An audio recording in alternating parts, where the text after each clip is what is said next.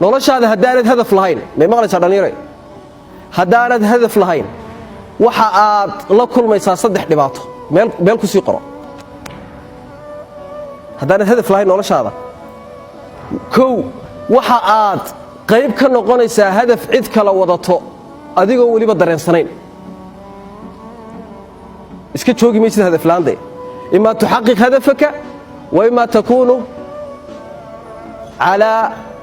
نمط هدف آخر كليروي وركاس نورش هدانت هدف لهين waxa kugu dhacaysa inaad isweydo maalin kasta waa dadaalaysaa waad cararaysaa markuu lagu arko waad mashquulsan tahay waad xiiqsan tahay haddana result ma haysid because of meel aad u socotaa ma jirto